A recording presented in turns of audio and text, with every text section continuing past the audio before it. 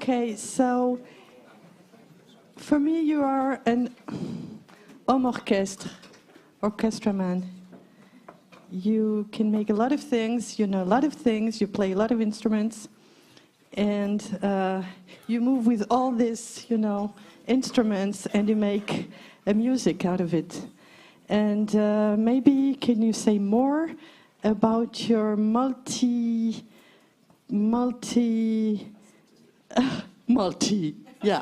facet person you are. And you have 1.5 minutes for this. But I know you speak very fast. Thank you. Hello. So that's a challenge. So I did some maths, some physics, some chemistry, some biology, some evolutionary biology, some systems biology. And then I got, on September 11, I was in New York. I saw some towers go down. And I started to wonder, if I should stay in my ivory tower or should I, interact with the world. I was then a young father and have 2 young children. And so I decided that, I wanted to be involved in the way the world was going and the world in which they would be growing. And so I started to help their generations and many others to reinvent themselves. And I realized that, my son, when he arrives in school at age 6, his teacher told me, he's such a nice kid, but you know what? He's asking questions. And since that day, I've been questioning the education system, which in France is something that you're not supposed to do. I survived that system, and I knew some of its benefits, but I knew also some of the victims that was there, and I didn't want my children or anyone else to be a victim anymore. In this age where machines starts to learn, I was wondering, what it is that we should be learning. And so I've been creating a small space that started around, a table that big, and that progressively grew up to 7,000 square meters, into a place where we can reinvent the way we learn, teach, do research, and mobilize collective intelligence. And that started to be progressively more known by different people, including the French government that asked me to write a report on the learning society. And so I started to be interested in, the way you learn at different scale, the way biological organisms learn, even bacteria, up to, what would be a learning planet, for instance. So that's the 1.2 minutes. Yeah, that was great. I know you could speak much more about it, but maybe through your answers, you will give a lot of your experience. So thank you very much, and actually you speak fast. Peter, we won't ask you to present yourself, not because most of the people who are here today were there yesterday. So maybe we can jump into the issues. Yeah, one of the background for this conversation together is the challenges that are experienced by people in this room. People in this room who have, on one side, aspirations and a sensation of where the world is going to and where they would like the world to go to, the kind of society they would like to foster. And at the same time who are experiencing in their lives the pain and difficulty of being in the world as it is. And as it seems to, where it seems to move also. And this morning we did a map from what was on the flip charts earlier, all the individual challenges, and we try to find a kind of a structure, and we'd like to see it here. So it's roughly done, really, with Sylvie and I on the table outside. And here are some of the themes that we heard, and so it's of course a subjective map. The challenge of educating, that so many of us here are involved in. Educating in the broad sense, which could be called accompagnement also, both of children and also within organization. In kind of education that could be responsible, responsable, and truly human. Not just feeding content, but allowing humans to really truly develop and connect with their true aspirations and their true selves, and in an open way to others and open to the challenge of the world as it is. The challenge of, on the left, cultural transformation. That's another very big one. And a lot of energy also, and examples of challenges around creating space, spatial space, time space, that could be such that could liberate energies, that could foster really connectivity, connection to one's desires, to one's life, to others, and the possibility of emergence of possibilities of action, really. So networks, lots of things about that, but in a human way. Human is very big in the challenge in this room. We hear it in so many ways. Then there's the challenge of inclusivity, whether at the level of territory or of organization. And it's been talked about in the speech this morning. And there are some minors in terms of just number of post-its, but one about the challenge of one's own transformation, to allow for all those transformation outside. What do I need to transform within?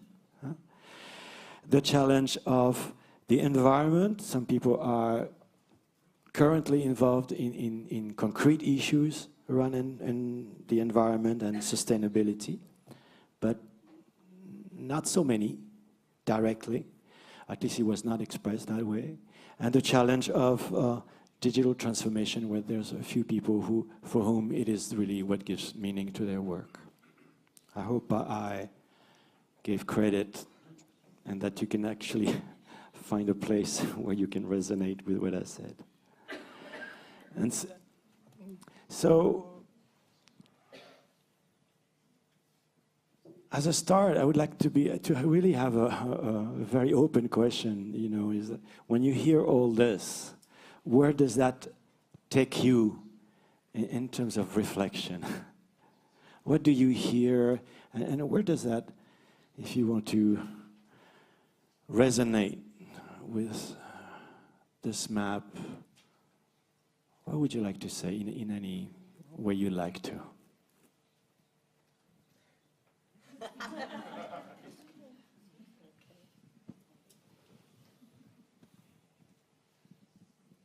Well, obviously, kind of map like this, you can start any place, pick anything almost at random. Maybe pick this empty space right down here. So we live in challenging times. That's not news to any of us. How we operate relative to those challenges is obviously the first kind of personal question. How our organizations operate relative to those challenges is another question. How our societies operate in the face of these challenges. So I think that's the first thing that, you know, just is, probably we've all seen many, many versions of this picture. So that's why I say you can kind of start any place. But I think that maybe is a good question for each of us, you know, where do we start? The problem with any kind of representation of any kind of system or web of interconnected ideas is orientation. You know, you can't do everything. You can't focus on everything. And at some level, our choices to where we focus and what we do is arbitrary and maybe much less important than we think. I mean, there's a tendency, kind of, you might say, from a kind of rationalist perspective, where's the right place to focus? That's probably the wrong answer. Because about the only thing we would probably, many of us agree on, is the biggest danger is not focusing at all. Just get lost, kind of allow ourselves to be immersed in the sea of stimuli. We are a very overstimulated society. I mean, I remember years ago I started to notice that there's actually no way I've ever found to make a group of very powerful people, particularly like men in a management team, nervous more quickly than to have silence. It makes people incredibly nervous. So you can see all this stimulus that started out there has all been internalized. And yet, in one sense, there's probably no more universal practice of cultivation traditions, from native and indigenous through all the axial age religious traditions. There's no more kind of universal practice than silence. So that probably tells us a little bit about just how confused we are. The simplest and most direct way is, and I really appreciate, for example, in this meeting, just being able to start a session with quiet. Many of us have been involved in a particular, one of my, I would say, more whimsical gatherings, where we bring people together from all over the world for 3 days of silence, and then they go home. And the amazing thing is how many people say, what a transformative experience. And they're serious. They have deep experiences from coming together. Now, we do it not just as an individual, but collectively. So we'll every, usually 3 times a day, morning, midday, end of the day, we'll sit in a circle in silence. So it's not just going off into my private space of silence, but really starting to pay attention to the collective silence, which is extraordinarily powerful. In some sense, it's the root of all ceremony. And ceremony could be considered the root of much of what is culture. So I think that this capacity, that's why I say maybe my eye was drawn to the blank space. Because there's so much stuff up here. And all that stuff up here can be a lot like the state of overstimulation. And it's ironic then we start to map a system, we end up with all this stuff, which I think is almost takes us in the opposite direction of where we want to go. Because at some level we want to connect with what matters to us. We want to connect with, I'm one small person at that individual level. I'm truly insignificant. What's one small thing I can do? I remember many years ago, and I'll conclude with this, because I realized it's a long meander to a simple story. I had a good friend, still a good friend. He's Indian. He's spent much of his life translating the Indian traditional wisdom traditions, particularly the Vedas, for their relevance for contemporary management. He's been at the Indian Institute of Management for most of his career. But the story, I'll never forget, one of the first stories I ever heard Debashis tell, is as a young man, so he's now, in his 70s, as a young man, he had the opportunity to meet Mother Teresa. So you can imagine, he's 17 years old, and this is like such a significant thing. And of course, he comes with 50 questions that he's organized, and he has all his questions, and he kind of gets through a lot of his questions. And she's very patiently responding to his questions. And then finally, the question behind all of his questions come to his mind, the spontaneous question. And he said to her, how does a human being do great things? Because the whole world knows you as a human being who's done great things. And he said, it was quite clear she had no clue what his question meant. And she did a little Indian, head thing, and she looked at him, and finally she just shook her head and said, you cannot do great things. You can only do small things with great love.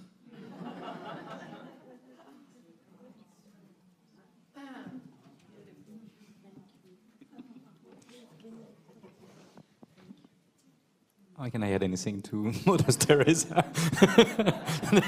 That's a challenge. Maybe I should remain silent. I think the one word up there is redonner sens, so meaning, okay, which maybe is the connection with Mother Teresa and the question of your friend to her. So what is meaningful to us? And I don't know how it is in the American education system, but in France, we're never asked this. Never. Pretty much the same. So, what can be done to give our life meaning? I guess that's the question your friend was asking to Mother Teresa. And that's the question that is, for some reason, on the board, but not in a random place, actually. And I think that's a question that we are not asking enough to us as individuals, but also to us as collectives, to us as organizations. You know, what is the meaning of the organization in which you are? What is the meaning of the life of the organization? What is the meaning of human beings on this planet? You know, we could ask that question at various scales. And indeed, you know, a lot of people talk about AI as artificial intelligence, but some of what you were saying in your Veda connection was the ancestral intelligence. That's another form of AI, which maybe we should dig into in this age where we are questioning ourselves to where is it that we are going. Okay? So I think we need to understand where we come from, where we are, in order to reflect to where we want to go. Okay? And then, you know, it's interesting because in French, sens is not only meaning, it's also the direction. Okay? And it's also the senses. Okay? So I would love to talk with someone that knows better the etymology of why French has these various meanings in the word meaning, which I think it's meaningful, but I don't exactly know what it means. But I think that, you know, every tradition has their own ways of addressing what's meaningful. And I think we lack a space where we can dig into these traditions to ask those questions. And I think, you know, Socrates and others were asking those questions thousands of years ago. But I think that in the age where machine learns, we have to learn differently. And we have to start asking ourselves what it is that makes us human and what is different between our learning and our abilities and the machines. And typically, you know, the French education system is based, as we were saying, on memorization and computation, things that machines tend to do much better than we do. So if we want to compete with machines, it's not going to be on memorization and computation. Okay? But we have our children compete with one another on memorization and computation. So what it is that we can do that machines cannot do? And interestingly, these questions of meaning comes back. Okay? Machines have no idea that they are playing Go or chess or computing anything. Okay? They don't have reflexivity. They don't have a question of what it is that they are doing. Why are they doing it? Where are they heading to? They are being basically programmed to do something and they just do it. Okay? So we're somewhat programmed, you know, we're genetic organisms, and as such there is a genetic program, but we have lots of degrees of freedom in that genetic programs that allow us to be reflexive. Okay? So, and we can wonder where we come from, and as a biologist I have all sorts of stories to say, so, you know, where life arrives and, you know, multiplies, evolves, and so on. There is many important moments. But most of the interesting transitions are how do you cooperate at a higher level? And of course there is all sorts of bystanders, you know, cheaters and so on, and, you know, game theory is quite popular at all scales, but, you know, it applies even at the molecular level. And the question is, you know, how do we cooperate at the next level? How do we mobilize not only our individual intelligence but our collective intelligence? The one of humans, the one of machines, the one of the living systems, because there are lots of intelligence in many, many living systems. So can we dig into this and, you know, again, think about where we come from and start thinking about the next phase? And the next phase is nothing is written yet. But, you know, you have all sorts of prophets of apocalypse like this, or, you know, artificial intelligence taking over, or, you know, humans being re-engineered, or, you know, you've got all sorts of sci-fi and so on. But I think that it is for us collectively to define what it is that we want. Okay? And I think we are in a very special moment. We are in an age where we can engineer our genomes. We are in an age where we can, you know, build robots that self-reproduce and evolve. We are in an age where we can do so many things, like connecting brains to brains directly without... So can that be good? Yes. But can that be hacked for, you know, viral spreading and manipulations? You know, there is lots of manipulation already going on in various countries. I guess you know what I'm talking about. But if we had no critical thinking in between, that would be even worse. Okay. So connecting directly brains, you know, and this is someone that worked a lot with viruses, can tell you that this is very, very dangerous, because it's likely there will be a virus that will spread among our brains if we start doing this. But some people believe that's the only way to survive the artificial intelligence. Okay? So, you know, we really have to have relevant conversations on not only the singularity of the future, you know, some people believe in this in the Singularity University and so on, lots of transhumanism, but we have to start discussing, I guess, the plurality of the future. And what are the various possible future that could be, and what are the ones that we want to build? What are the ones that we want to construct or co-construct? So I think that would be my question. And to link with this and the ancestral forms of intelligence, there is a Japanese concept that some of you probably know already called ikigai. So can you wave your hand if you do? Okay. Okay, so not everyone, so I'll have to explain it for the others. Sorry, for those that already know. But the shorthand of the ikigai is sort of the reasons, the meaning in your life. And some Western people are hacking the concept and drawing it into many ways that you can find on the web. It's going to be at the intersection between what you like, what you can do, and I would add what you can learn how to do, which is somewhat different. What the world needs, and that's the environment and the sustainability. And the United Nations have defined 17 priorities, where, you know, the first one is poverty, the second one is hunger, the third one is health, fourth one is education, fifth one is gender, and, you know, there is 17 of them, including climate, biodiversity, and so on.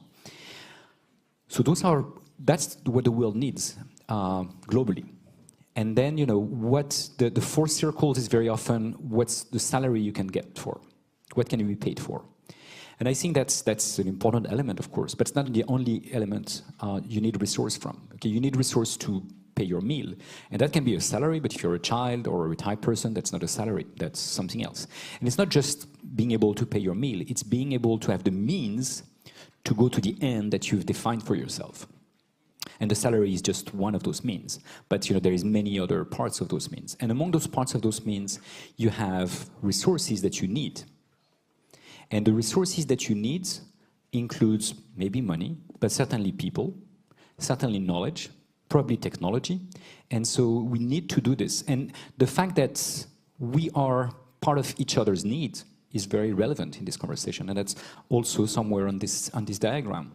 We are relevant for each other. We can do things together that we cannot do alone. So if you're looking for your own ikigai, maybe you can start a conversation with other people about their ikigai and the complementarity of each other's ikigai. If you're in an organization, you can wonder, you know, what's the ikigai of your organization? You know, what it is that the organization like, what it is that the organization know how to do or can learn how to do, what it is that the organization can do for the world, what it is that the organization can do in order to get the resources that it needs in order to go for its own ikigai. Okay? So we can ask ourselves those questions. But I think we need to start conversation. And another part that's in the board is, in order to have this conversation, you need time, you need space, you need safety, you need to be able to engage with yourself. And maybe that starts with silence in order to, you know, refocus. But I think it starts with, very quickly after the silence, some relevant conversation, a meaningful conversation.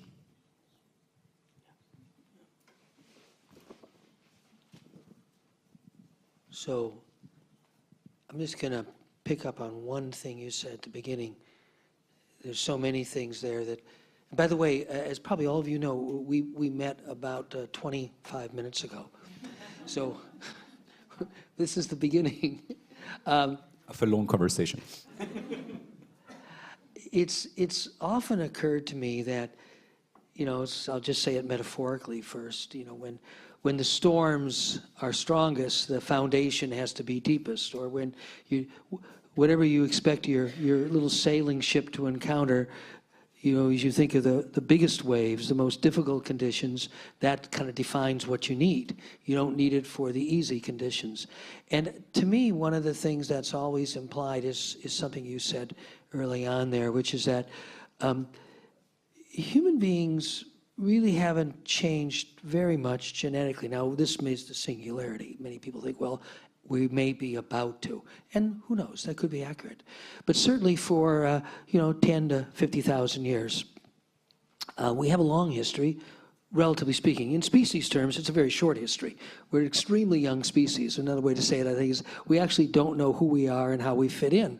Because species only coexist within niches, right? And you know, if you look at human societies, there's plenty of examples of societies that have lasted for 5,000, 10,000 years or longer. But there's many, many, many more examples of societies that have not. So you could say, well, in some sense, some societies have figured out how to be harmonious with a niche. Most have not. But the only thing that really distinguishes us right now from this kind of very long-term phenomenon is our niche right now appears to be global. At least we seem to be trying to live into a geographic niche, which is global, whereas historically, this dynamic always played out locally. So can humans survive and thrive in a global context? And it always seemed to me that there's two obvious implications of that question. One is, what the hell do we mean by human? And two is, what could we learn potentially from those societies that have achieved some level, I'll use the contemporary term, sustainability? It's mostly not us, right? So when you refer to the ancient or the older societies or the longer lived societies, the Blackfoot Indians say they've lived pretty much where they live today for about 15,000 years. Genetic evidence recently more or less confirms that.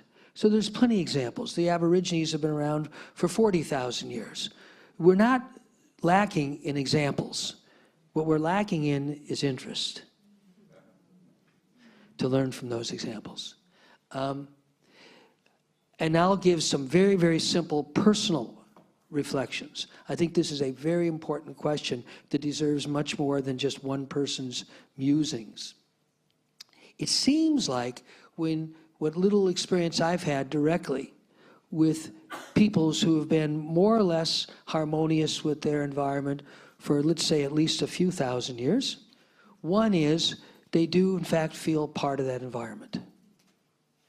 They really do not see a separation. And because they don't see a separation with their larger physical, or we would call natural environment, they don't see a separation with one another.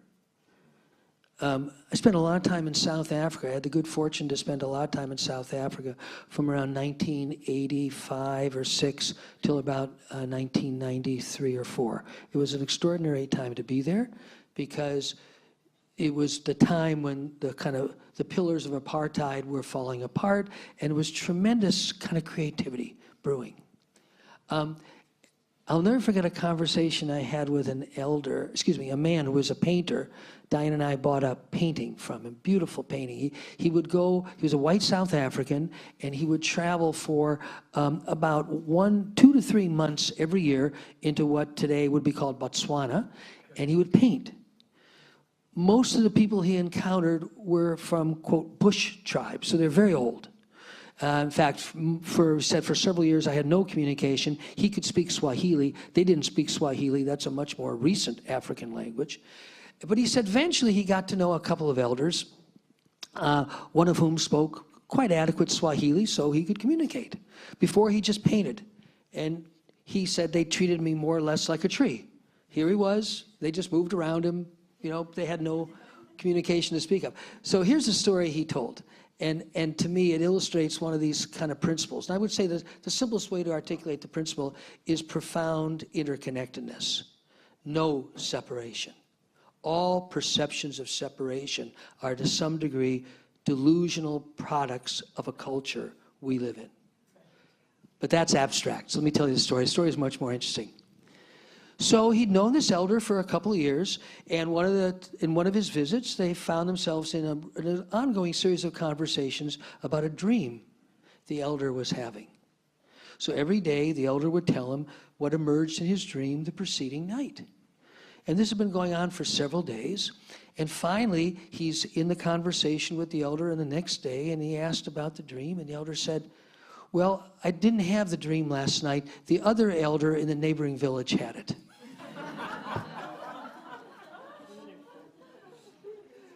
See, for that person in that cultural context, there is no fundamental separation.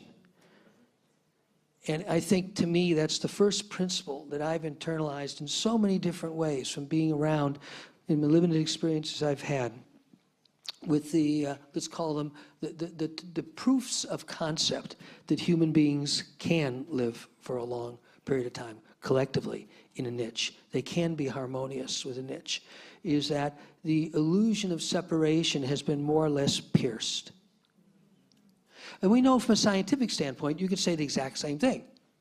You know, you seem to be over here, I seem to be over here, but of course, the atoms and molecules, they're all the same ones that go everywhere. We breathe the same air, we drink the same water.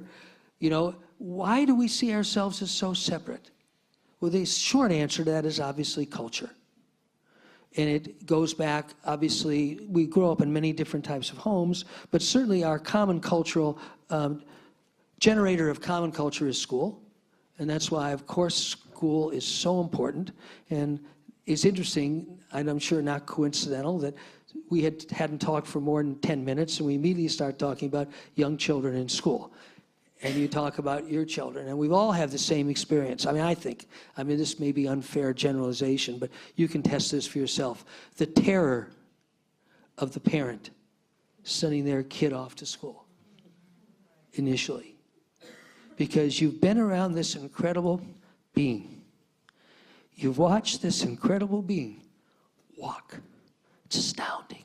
The process of learning from crawling to standing to falling to learning how to fall so you don't hurt yourself to actually taking a few steps. It's an astounding process. You want to understand biology, history, watch walking. And then, of course, natural language, arguably the most complex learning process a human being ever engages with. Incredibly complex. And we've watched that. So we have some feeling for this extraordinary capacity to learn. And then we have the terror of wondering what will happen to this incredible learning process in the next 2 or 3 years. So to pick up on this, I have a friend in Berkeley, Alison Gopnik, that you maybe know, that is a cognitive scientist, and she's shown that we are actually all born scientists. And the way we learn how to walk, talk, and do so many other things is exactly equivalent to the way scientists learn. Meaning we make hypotheses about the world and we test them. And of course we make mistakes, but we learn from our mistakes. And then we correct our model, our mental model of the world and of our interactions with the world. And this way we progress. And that's, so if babies are born scientists, it means that, you know, scientists are older babies to some extent, which, you know, I'm ready to sign for. And it means that we all have this fantastic potential of experimenting and learning from the world. And so we're all born scientists. And if we're all born scientists, it means we can all experiment, we can all reflect. And one of the very important things that science, modern science, has done is to climb on the shoulders of giants, meaning climb on the shoulders of previous generations in order to see further. And so among the things we've done, and that's back to your question of this fear to go to school, is this learning process of the questioning and experimenting going to be nurtured, or is it going to be over-constrained in a way that, you know, kills some of that innate creative potential? You know, the peak of questioning is age 4, okay, and then it goes down. You know, when do you go to school? Well, somewhere around this. So, you know, what can be done to nurture that questioning and creative and scientific potential? And so we have launched an outreach program that starts in K-12 at, you know, age 3, and now we want to expand it because we started a baby lab, so we want to start even younger. But basically, we start this program in French called Les Aventuriers, and Les Aventuriers is a word that means adventure and knowledge. Knowledge adventure for children, basically. That's what it means in one word, which is a made-up word. And so this Aventurier program is a program where kids are invited to ask questions, and they are invited to go from the sort of naive kids' questions to progressively more and more scientific questions.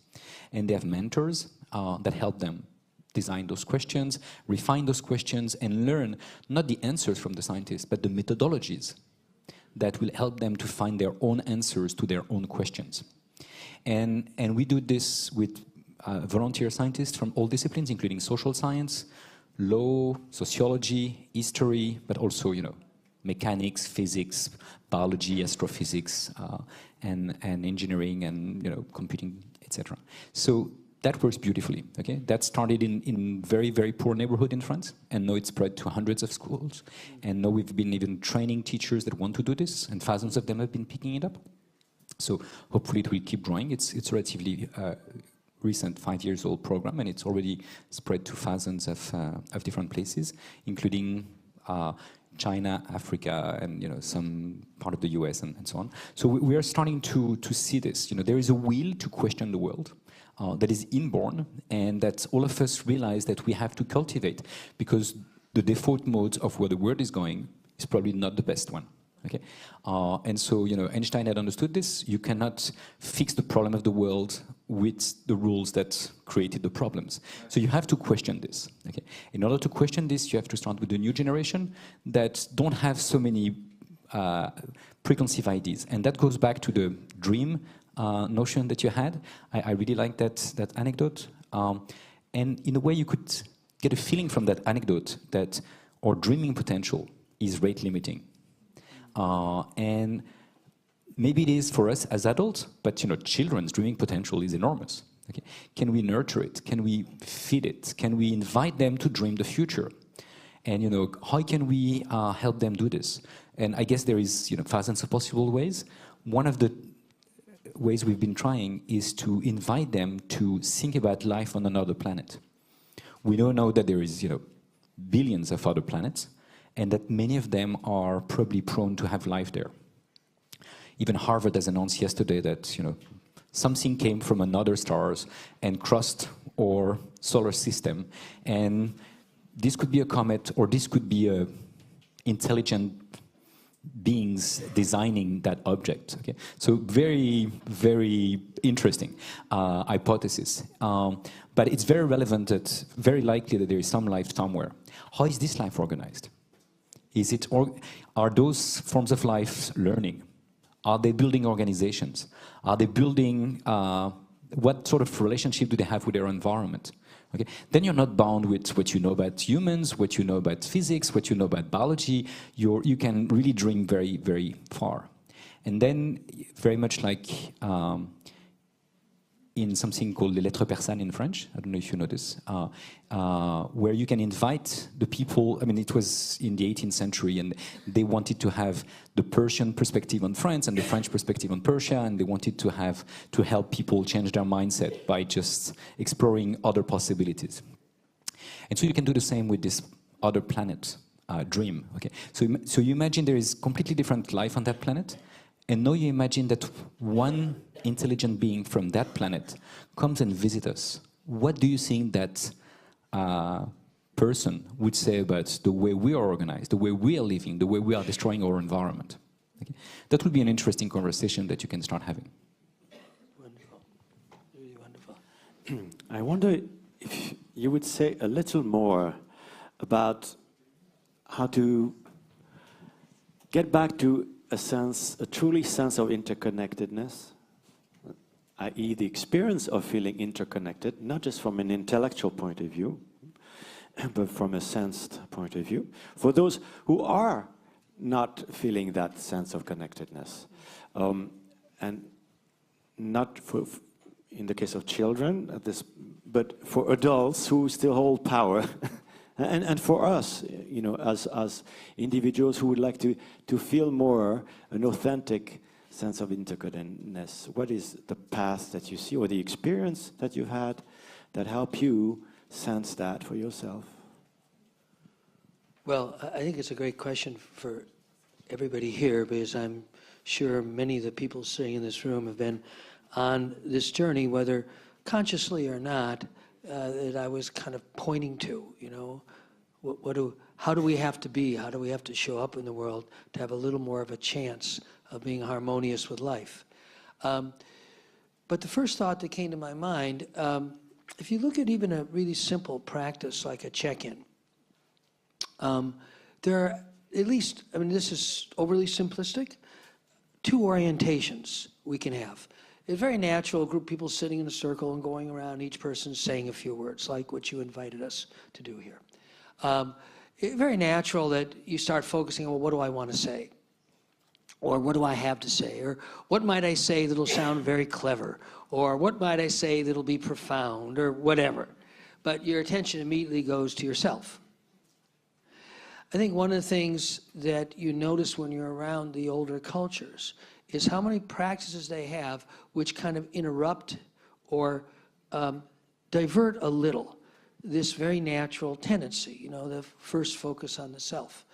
And a term we've been using a lot lately, because it seems to point directly at this, is how do I attend, how do I pay attention to the quality of the social or relational space?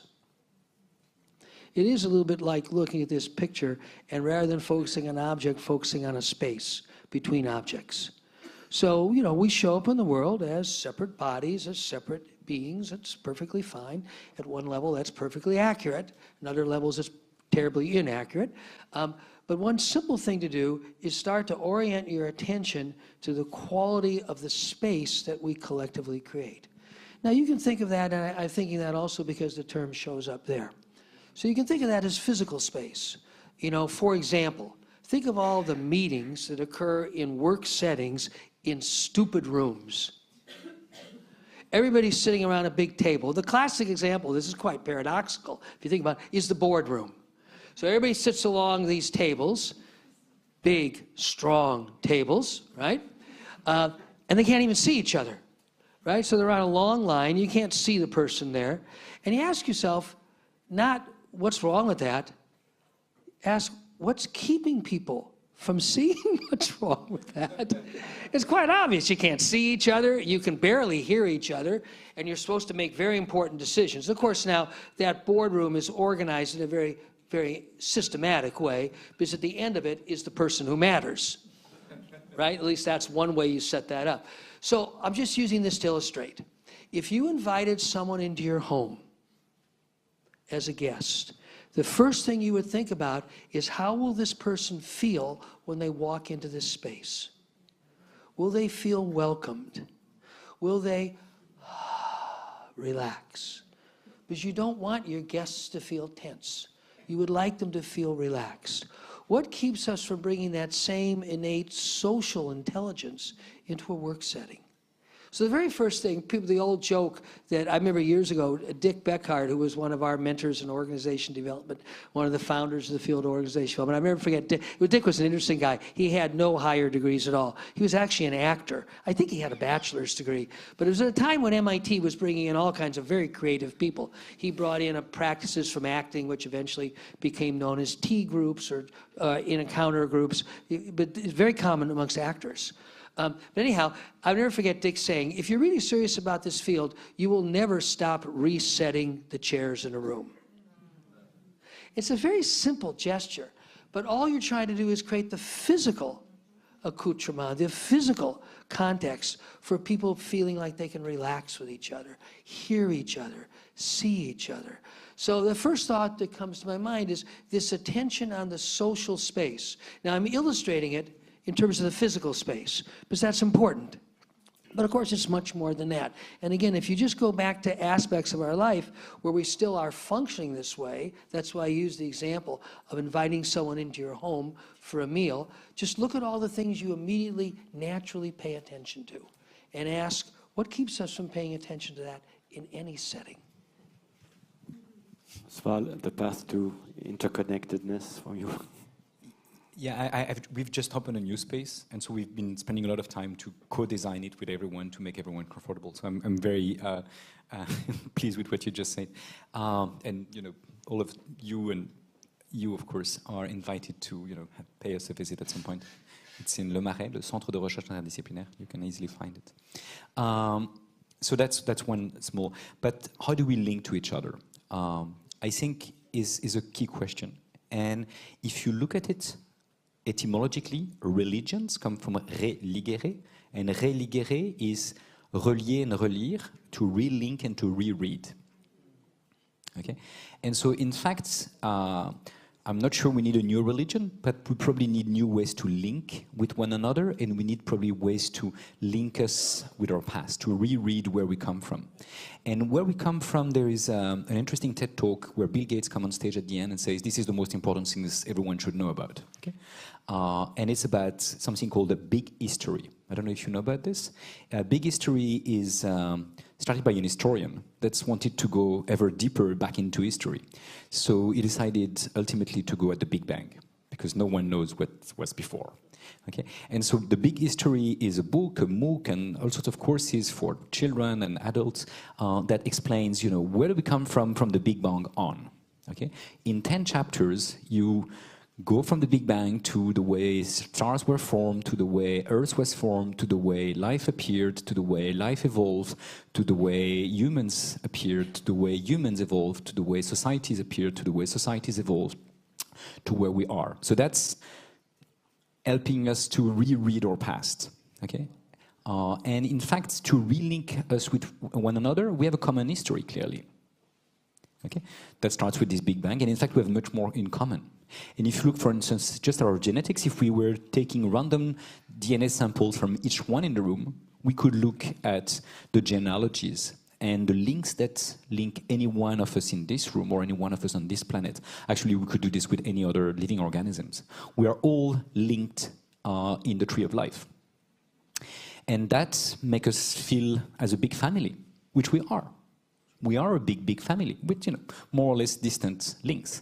And I think that's one way to relink us that a geneticist or a biologist would be using. But I think we could be using many others to relink. And I think the more we link to one another, the more we can think of our common past, but also of our common future. And I think that's ultimately what links us is common destiny. Okay? And that's true at all scales. And so we have to start to learn about all those scales. And the family scale is pretty obvious because we are born with it. The social scale is getting somewhat natural in the current society system. But the planetary dimensions, the living systems, is not as obvious unless you start learning about it. And so you can do it with the ancient tradition, you can do it with the modern science, but I think one way or the other you have to understand the links between these various ways of getting linked to one another.